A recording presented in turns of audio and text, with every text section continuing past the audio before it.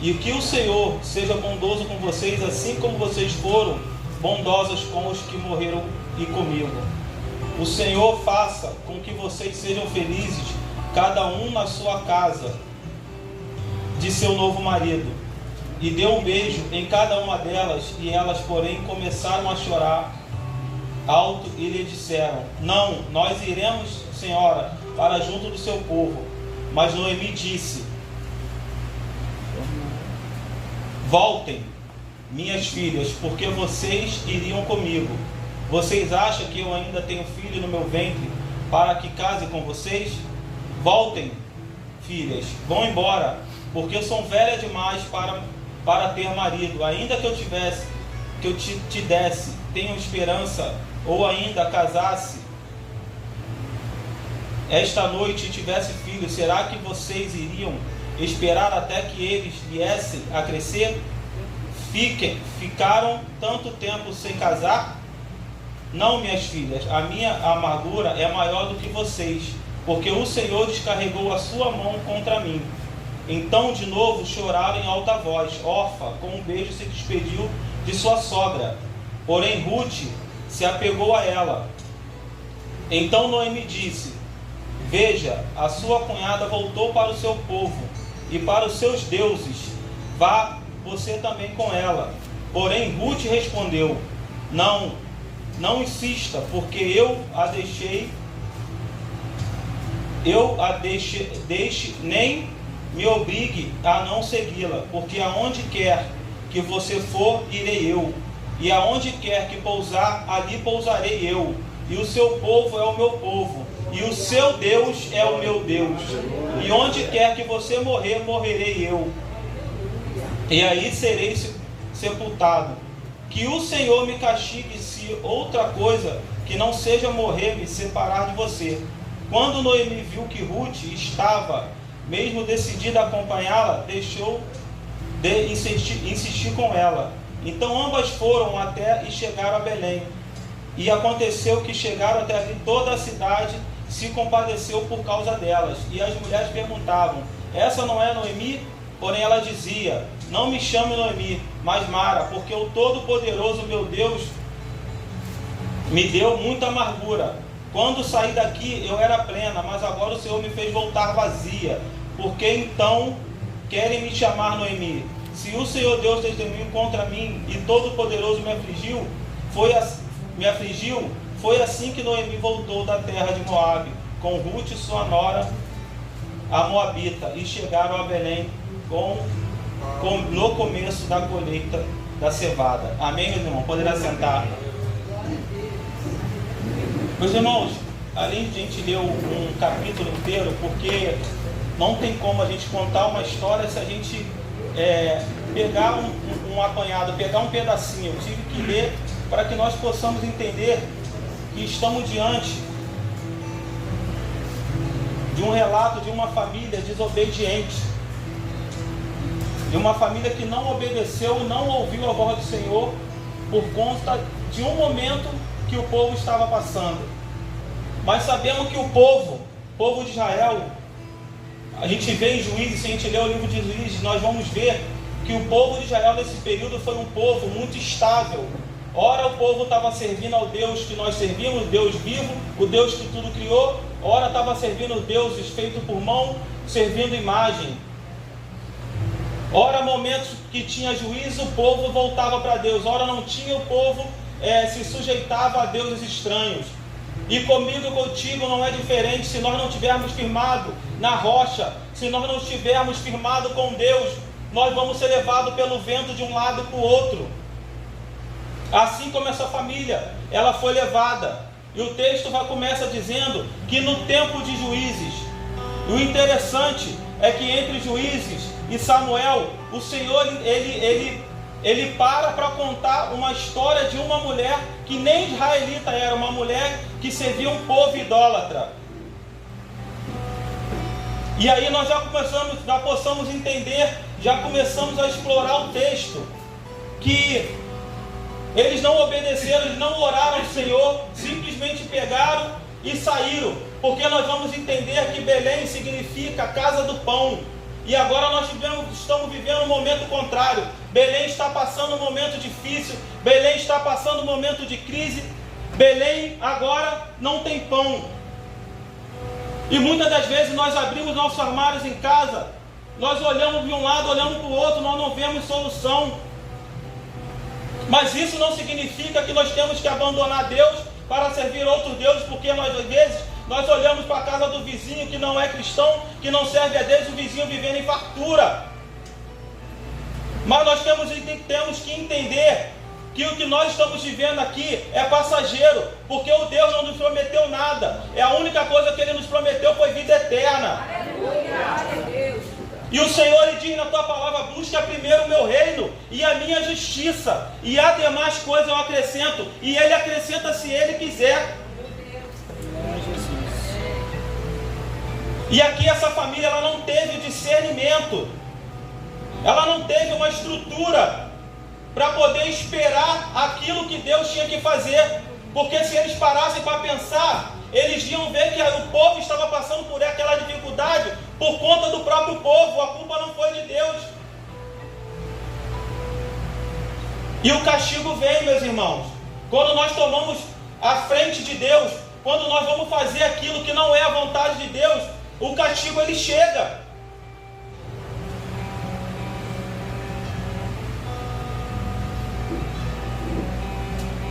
E o texto vai dizer que quando eles chegam em Moabe, o provedor daquela família, aquele que tinha a obrigação de dar estrutura àquela família, é o primeiro a morrer.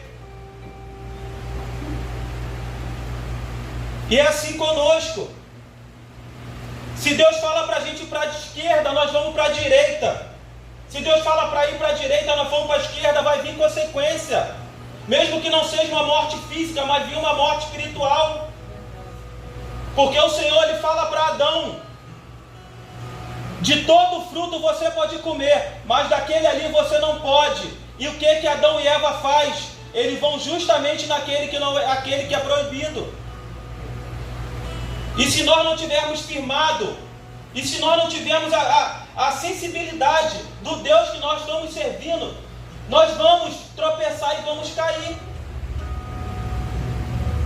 Mas só que o texto também diz que o cair é do homem, mas levantar é de Deus. Mas só que nem sempre dá esse tempo de levantar, que para Elimeleque não teve esse tempo. Para Elimeleque não teve o tempo de se levantar. Ele pagou o erro com a sua própria vida. Hoje nós vivemos pela graça. O Espírito Santo de Deus, nós vivemos hoje pela graça. Mas não pensa que a graça é diferente não, irmão. Porque a graça é muito pior, que só nós pensarmos nós estamos pecando. Só em nós imaginarmos nós estamos pecando. Aqui não, nesse período aqui era lei. Era olho por olho e dente por dente. E o Senhor, Ele não estava para brincadeira. E o texto continua dizendo que ao sair de Belém, ao chegar, Elimeleque, ele perde a sua vida. E logo após, os dois filhos, eles casam com mulheres moabitas. Mais um mandamento sendo quebrado. Além de sair da terra sem direção, ainda chega na terra estranha, ainda se casam com mulheres estranhas. Que é mais uma vez eles quebrando o mandamento de Deus. Mas o interessante dizer, que eu até escrevi aqui, para nós entendermos o significado de Malom e Quilion.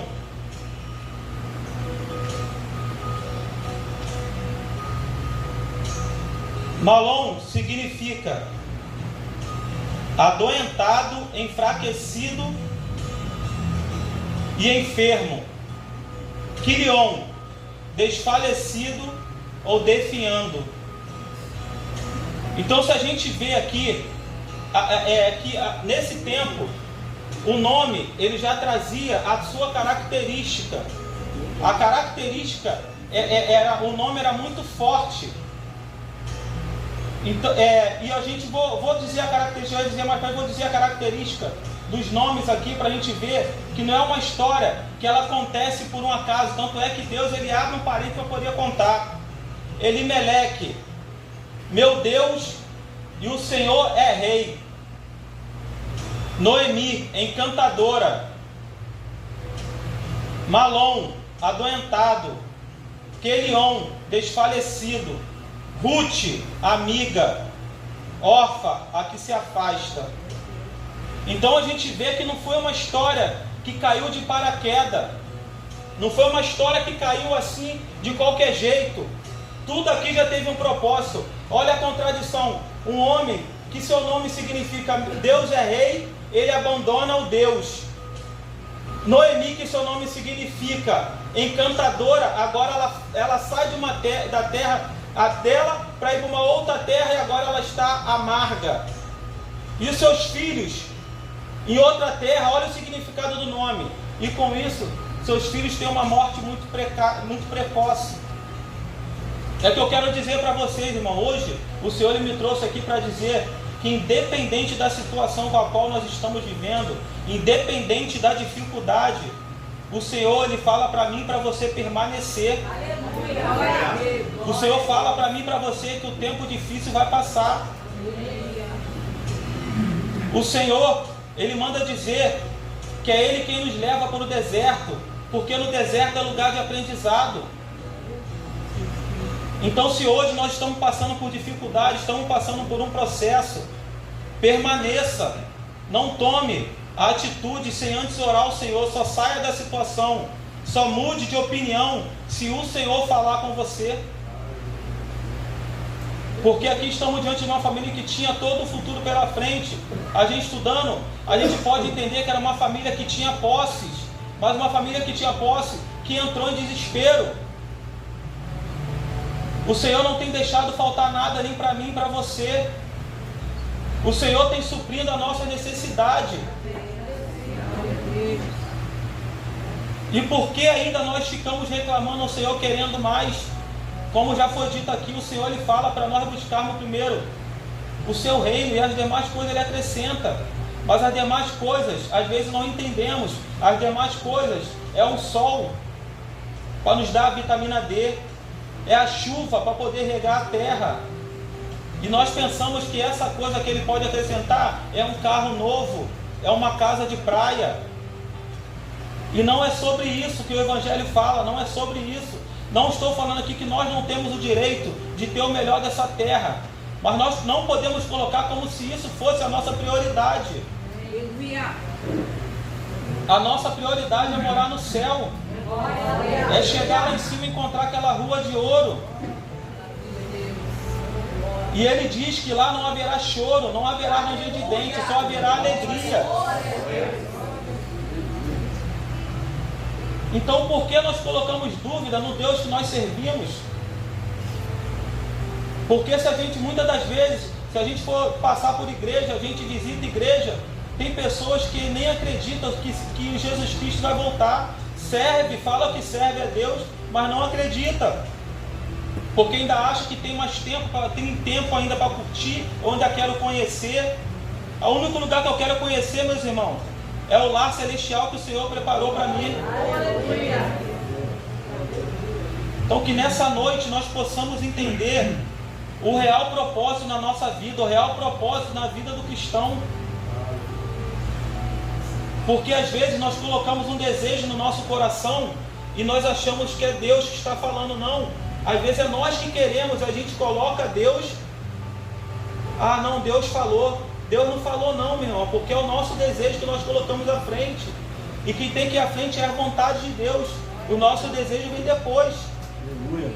E se assim Ele quiser, e se assim Ele quiser fazer,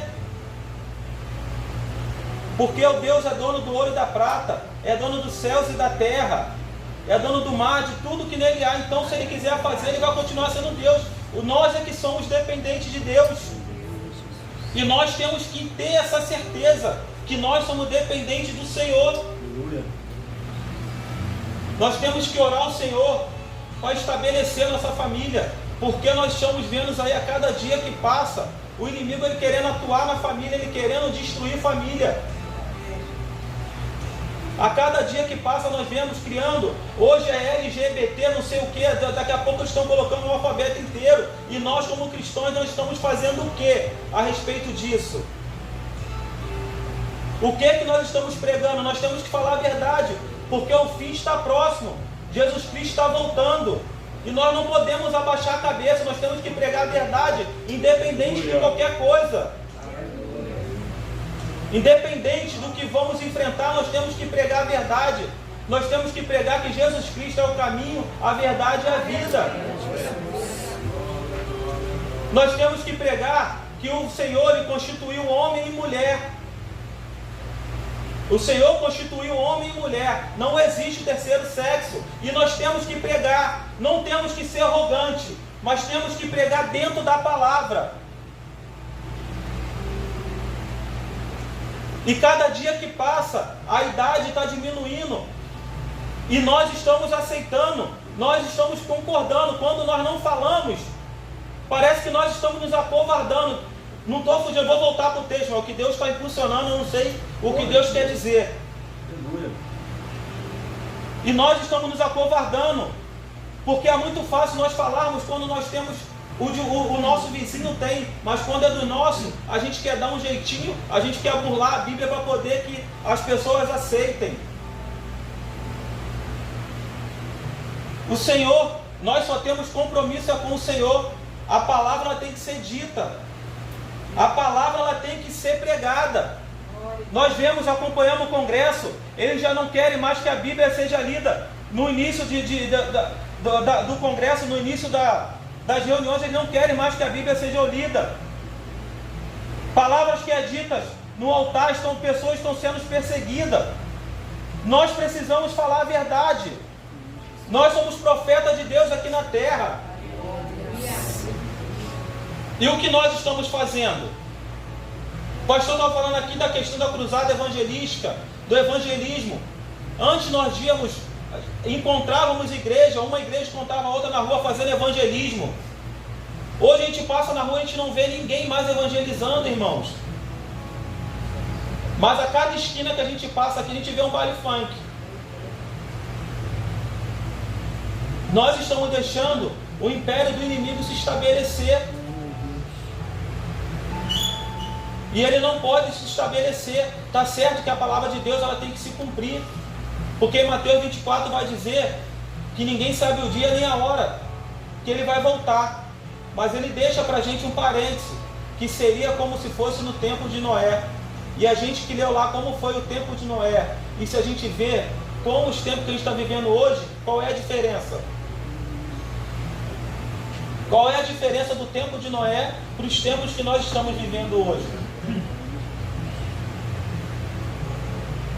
Então isso me faz crer que Jesus está à porta. Jesus já está prontinho para poder vir resgatar a igreja dele. Eu acho que ele ainda está segurando um pouquinho, está falando, pai, espera um pouquinho, porque ainda tem mais gente que precisa verdadeiramente se converter. Pai, deixa eu esperar só mais um pouquinho, porque eu quero trazer fulano, eu quero trazer Beltrano. Mesmo que ainda eles não compreenderam, mas espera só um pouquinho, pai. Espera só um pouquinho. Ainda tem pessoas que precisam ser resgatadas.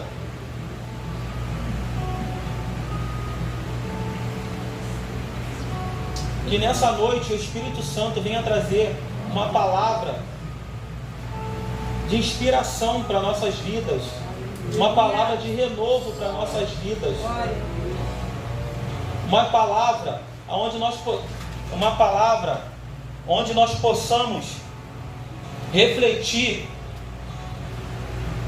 de qual verdadeiro evangelho nós estamos servindo, de que maneira nós estamos servindo. Porque não é simplesmente vir para a igreja, aqui os cultos são quarta e domingo. Não é simplesmente vir para a igreja quarta e domingo. Não é sobre isso. Não é isso que o Senhor ele quer de mim, de você. Ele quer que nós sejamos cristãos 24 horas por dia. Ele quer que nós sejamos referência aonde nós colocarmos a planta dos nossos pés. Qual foi a última vez que nós falamos de Jesus no nosso trabalho? Qual foi a última vez que nós falamos de Jesus na nossa escola? Qual foi a última vez que nós falamos de Jesus no curso? Qual foi a última vez que nós passamos na rua, paramos alguém e falamos, Jesus te ama? Qual foi a última vez que nós demos um abraço e alguém falamos: Jesus te ama, Jesus tem uma grande obra na sua vida? Às vezes nós perdemos tanto tempo com preocupações de querendo: aqui não está dando certo, aqui não tem o pão, eu vou para outro lugar. E acabamos esquecendo do próximo, porque nós temos que entender que o Evangelho não é sobre mim, é sobre o próximo, é sobre o servir. E como nós estamos servindo na casa de Deus e fora da casa de Deus? Será que nós estamos sendo luz aonde nós colocamos a planta dos nossos pés? Será que através da minha e da sua vida pessoas querem conhecer Jesus? Porque voltando para o texto, porque o texto vai dizer que os filhos de Malom e Noemi casaram com mulheres moabitas, e logo após também eles vieram a falecer. E agora Noemi está sozinha com as suas noras. E eu acho interessante aqui que nesse momento aqui Noemi, ela fica sabendo que o Senhor, Ele ouviu a oração do seu povo como sempre fez. Apesar do povo israelita viver sempre em altos e baixos, o Senhor estava sempre com eles. E comigo e contigo não é diferente. Apesar da nossa bipolaridade, de vivermos altos e baixos, o Senhor está sempre conosco. E aqui não foi diferente. O Senhor ali, e eu creio que Noemi, mesmo vivendo aquela confusão toda, vivendo aquela amargura de ter perdido os filhos, ela ainda assim falava de Senhor, falava de Jesus para aquelas mulheres. Porque no momento que ela veio embora, se ela fosse uma mulher amarga, totalmente igual o texto diz, aquelas mulheres elas não queriam voltar com ela. Aquela mulher, no exato momento que ela falasse que queria voltar para Belém, ela falava: epa, pode ir que eu vou ficar aqui servindo meus deuses. Pelo contrário, as mulheres choram querendo vir com a sua nora. Mas só que uma delas prefere ficar órfã, prefere ficar com a sua família, servindo ao seu Deus. Nada contra ela, foi dada a opção a ela. Mas Ruth não. Ruth diz: não, eu vou contigo. E eu acho interessante quando ela diz: o teu Deus é o meu Deus. Eu entendo que a partir desse momento, o Senhor lá no céu fala: ainda tem justo na terra, independente se é do meu povo ou não. Eu acho que a história daquela mulher começa a mudar a partir desse momento, a partir daquela declaração. Porque aquela mulher, além dela declarar a fidelidade para sua nora, ela declarou fidelidade a Deus sem mesmo o conhecer. Igual eu disse antes, nós estamos quarta e domingo na igreja, e às vezes nós não temos coragem de declarar o que essa mulher, sendo de um povo inimigo de Deus, declarou: o seu Deus é o meu Deus. Eu acho interessante que nesse momento elas estão no caminho, elas não chegaram a Belém ainda, elas estão no caminho de volta para Belém. E as coisas na nossa vida, ela acontece quando nós estamos no caminho. Porque se nós estivermos fora do caminho, nada acontece. Porque a palavra de Deus, o Senhor, Ele diz: eu sou o caminho, a verdade. Então nós precisamos estar no caminho. E Ruth, sem conhecer esse Deus, ela entende que ela precisa estar no caminho, porque é no caminho que ela declara. E eu digo para você que é no caminho que o Senhor lhe opera milagre, porque a palavra vai dizer que o cego Bartimeu, ele está à beira do caminho, ele escuta aquele alvoroço na cidade e pergunta o que está acontecendo, e alguém fala para ele: não, é o Senhor que está passando por aí, é o Senhor, é Jesus Cristo. E ele começa a gritar em alta voz: Jesus, filho de Davi, tenha compaixão de mim. Em alta voz ele grita: Jesus, filho de Davi, tenha compaixão de mim. E o texto vai dizer que ele estava à beira do caminho, e o Senhor manda chamar ele. O Senhor está onde? O Senhor está no caminho. E ele só é curado quando ele chega no caminho. Então, para o Senhor ele atuar na minha vida e na sua vida, é necessário que nós possamos estar no caminho de Deus. Porque o Senhor ele não vai desviar o caminho. Porque Ezequiel 47 vai falar que as águas ela saem do trono e ela tem um percurso. E a palavra vai dizer que aquele que chegar até aquelas águas será curado, será salvo, será liberto. Mas aquele que chegar até essa água, O texto também vai dizer que uma mulher enferma, com fluxo de sangue há 12 anos, uma mulher que vivia escondida, uma mulher que gastou todo o seu dinheiro com médicos e não conseguia ser curada. Mas a partir do momento que aquela mulher, ela entende que o Senhor, passando pelo caminho, seria talvez a sua última oportunidade, eu creio que ela não podia ser vista, que se ela fosse vista ela seria apedrejada. Mas eu entendo que aquela mulher, como ela entendeu que ela precisava chegar no caminho que é Jesus, ela foi se rastejando até chegar em Jesus e ela toca na sua orla. Mas ela entendeu que era necessário até chegar ao caminho. O caminho é Jesus.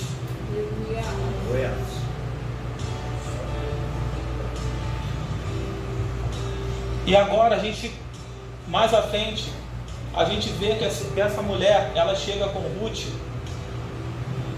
até Belém. E o povo fica alvoroçado vendo. E o povo fala, essa não é Noemi? O engraçado que até ali no momento, mesmo Deus fazendo tudo o que fez, o Senhor preservou a vida dela. Nesse momento ela ainda continua culpando Deus por tudo aquilo que está acontecendo, que ela diz, como posso o Senhor me chamar Noemi? Me chamo Mara, porque hoje eu estou vivendo uma amargura. Eu entendo que naquele momento ela não entendeu ainda o que Deus estava fazendo na vida dela, através de uma sinceridade, através da fidelidade de sua nora. E o que eu entendo com isso? Que através da minha e da sua vida pessoas vão ser libertas. Que através do testemunho de vida que eu der, aonde eu colocar a planta dos meus pés, pessoas vão ser libertas. Mas eu preciso ter essa convicção. Eu preciso entender isso. Que eu estou na terra com um propósito. E o texto continua dizendo que eles chegam e até o momento agora de colheita. Olha como é que o Senhor preparou tudo. Noemi saiu porque não tinha, e agora quando ela volta, é no momento de colheita de cevada. Precisava ela ter saído com sua família, era só ter esperado no Senhor. Porque o período aproximadamente de 330 a 350 anos, que foi o período de juízes, mesmo o povo errando, mesmo o povo pecando, o Senhor ele sempre levantava alguém para poder, dar estrutura ao povo, para resgatar o povo. Então nós precisamos esperar que o Senhor ele vai fazer nas nossas vidas. E eu quero dizer para os irmãos nessa noite, não se precipite. Não se precipite. Eu não sei a maneira que cada um de vocês entrou por esse lugar. Eu sei da maneira que eu entrei. Eu sei que foi a luta para mim estar aqui nesse altar ministrando essa palavra para vocês. Eu sei a luta que foi. Mas a luta de cada um de vocês eu não sei. Eu não sei de que forma o inimigo tem tentado atacar cada um de vocês. Eu não sei de que maneira o Senhor tem tentado enfraquecer a fé de vocês.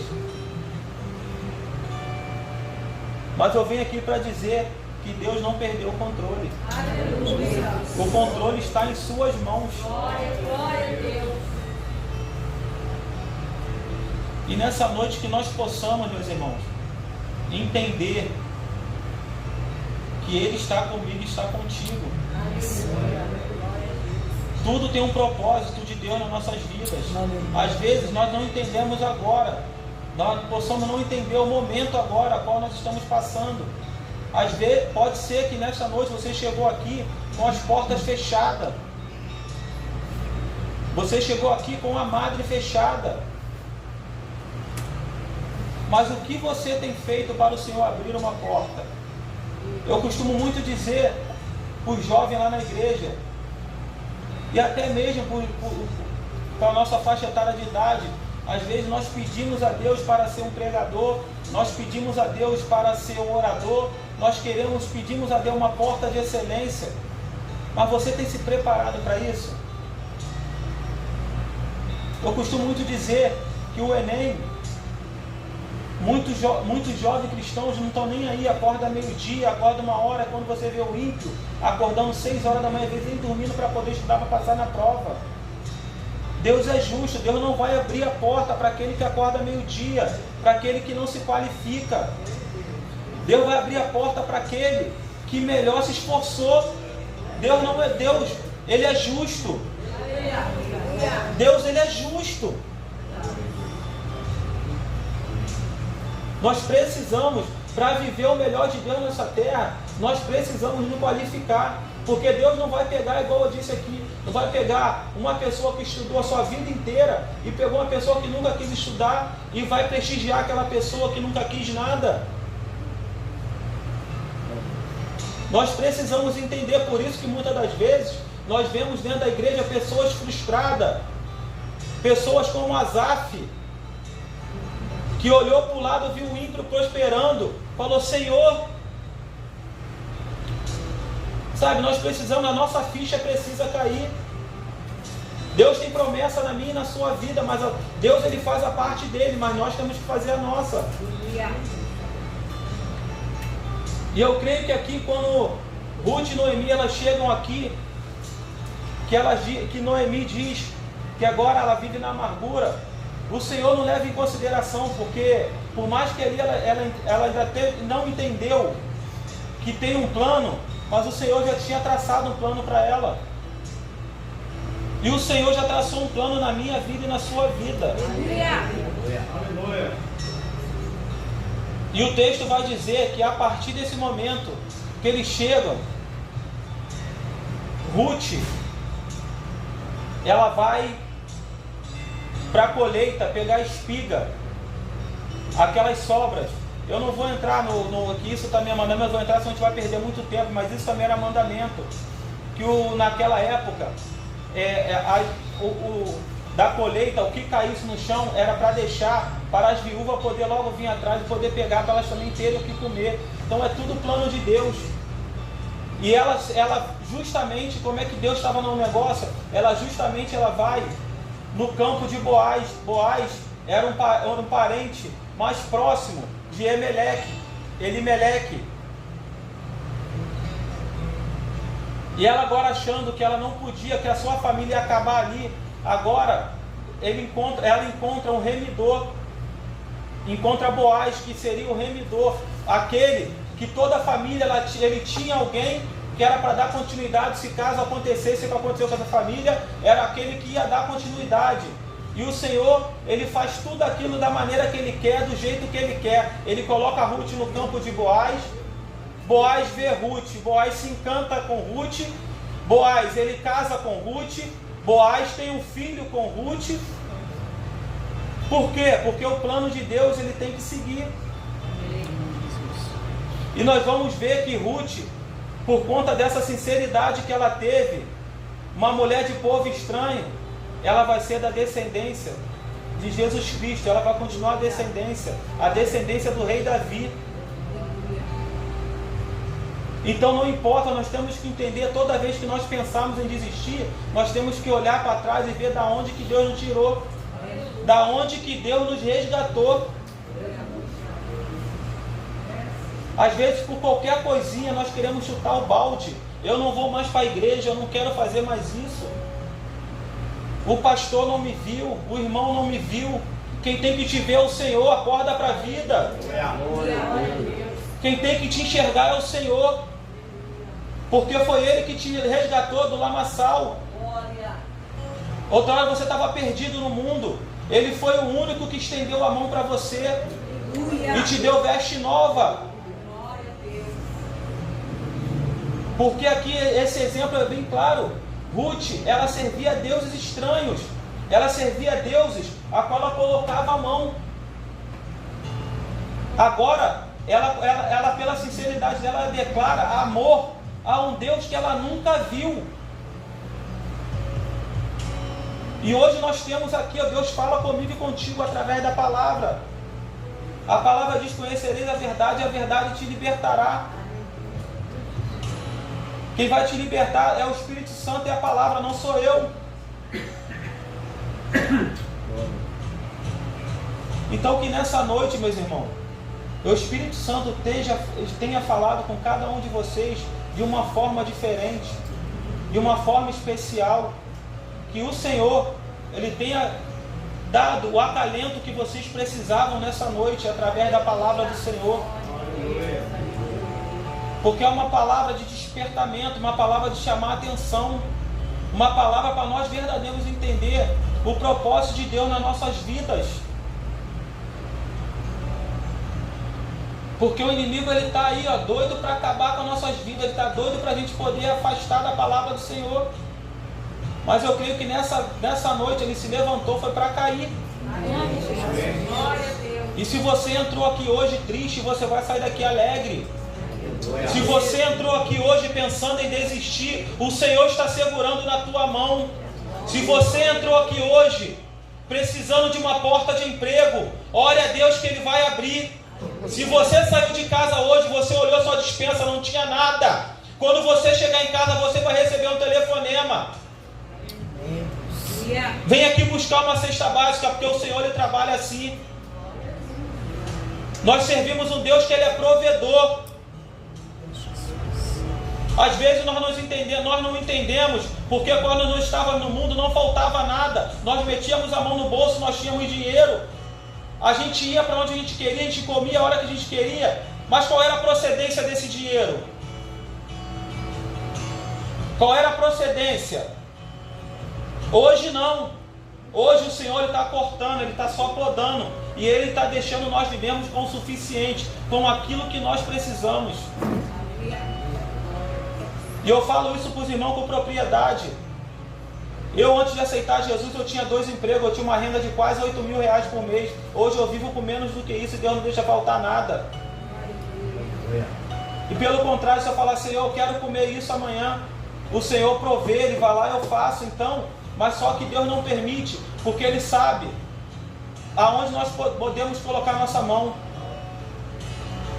Porque se Ele sabe, se Ele der aquilo a mais do que nós precisamos, será que domingo nós vamos estar aqui no culto novamente? Então que nessa noite o Espírito Santo de Deus possa ter falado com cada um de vocês. Eu agradeço a minha oportunidade. Para mim foi um prazer. Para mim foi um prazer enorme estar nessa casa. E obrigado por emprestar o ouvido de cada um de vocês, porque não foi nada sobre mim. Aqui foi tudo dito através do Espírito Santo. E assim eu agradeço a minha oportunidade.